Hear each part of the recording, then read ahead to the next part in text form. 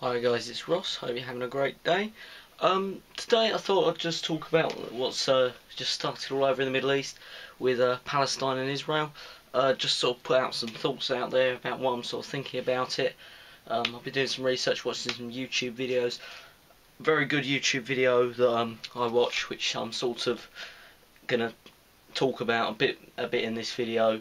And also that sort of gave me the idea for this video was a video by Miami Prepper 1, and I'll leave that in the I'll leave a link to that in the description box below.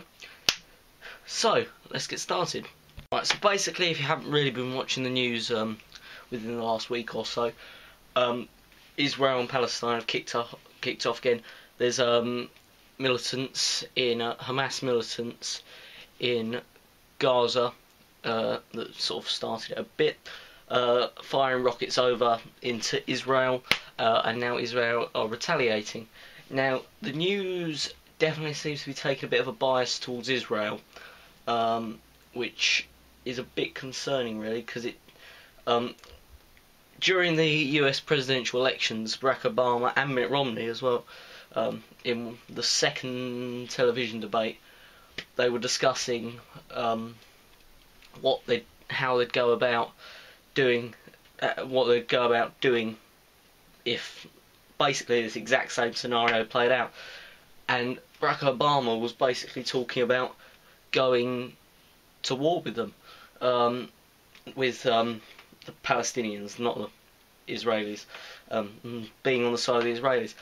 But if you look back in history, and thanks to Miami Prepper 1 for this, because I learned this from his video, and I think I've read it somewhere before.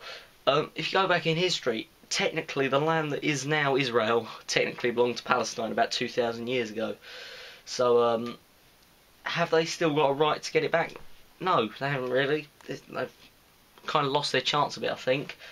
But it's hard to. I'm not really going to take sides, because taking sides in this kind of thing isn't always. You need to sort of keep an open mind to this one. But I don't really like the way that the media definitely are taking the side of Israel and saying everything. Like Miami Prepper 1, yet again in his video, was saying about this. If, say, Canada was to invade Minnesota in America, and this was the actual example that he used. If Canada was to invade Minnesota, there'd be an invading force. And say after 10 years, people that are living in Minnesota decided to attack and try and get them back out, they would be branded as terrorists. But are they patriots or are they terrorists? Because technically they're protecting the land and the area that they were born in, and that's their homeland, which is a massive problem out in the Middle East at the moment. But because it's going against an occupying force, they're counted as terrorists.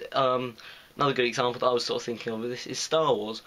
The good guys, if you want, are called the Rebel Alliance, because they're basically the terrorist force.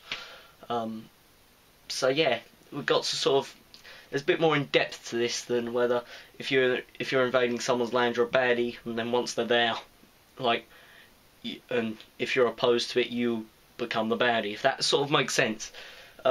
You've got to sort of balance up their arguments a bit more. Now, I was away at the weekend, so I didn't really see sort of midway through it. I heard something was going on to start off with, but I haven't really heard much. For example, one of the Hamas leaders and all of his family have been killed, and America's going about how good it is, but the Hamas leader wasn't even playing an active part. He was a retired Hamas leader that's been killed. A lot of it's just civilians just being killed. So it's hard to balance out. But yeah, like I said, I'm not too happy about the way the news aren't really giving a very balanced thing. They're very biased towards Israel and giving them, sort of putting them up on a pedestal and how great they are. Sorry if I keep looking over here. I've got the TV and I've got the little on Al Jazeera at the moment. I've got the little. People have been learning how to grow and use. Sorry. They've got like the headlines, just so I'm making sure I've got my facts right. BBC. Yeah, so that's basically it. I just wanted you to sort of think about that. Another thing that he touched on, which, so this is why this video is called... I've got noises going off everywhere. This is why the title up there is Israel and Palestine and 2012, because he made another point that I'd read about before, which was to do with every 5,000 years or so, something major seems to happen to the planet, which seems to basically kill off half the human race. This is where sort of the theory of Atlantis comes along and all that sort of stuff. And apparently that's where the Mayan calendar ties in. At this sort of approximately 5,000 year period. So that's why people should be sort of a bit concerned.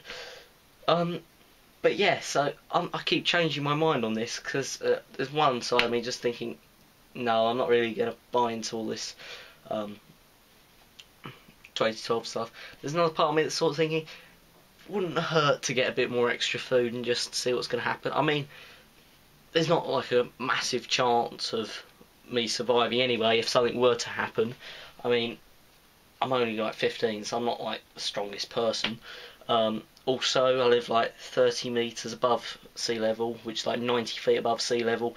If there's big floods, I'm kind of in a risk category. I'm reasonably near London, so it's not like if something major went down, there wouldn't be a great chance of me surviving, or generally anyone in this area, or possibly anyone in England, because it's not really a very remote area where you can sort of just tuck yourself away and get away from it for like however many years until it's all calmed down. But yeah, it wouldn't hurt to get some extra bits and pieces in, I don't think. So I'll definitely be doing more prepping videos. But yeah, just something to think about. If this video has kind of been a bit of a waffly video, go and watch the video below, and that should kind of make a bit more sense of it. Apparently, just coming up now, Israeli officials have told the BBC they have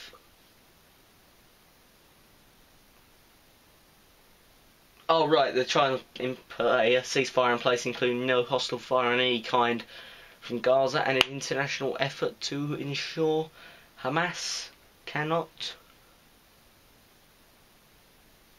triumph.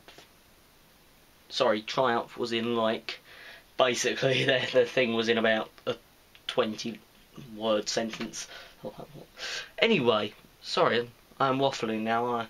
So I'm going to go now, but yeah, thanks for watching. Hope you found this reasonably interesting. Didn't bore you to sleep. What time are we on now? Oh god, we're almost on 8 minutes. So I'm going to leave you here. Thanks for watching. I'll see you later. Bye.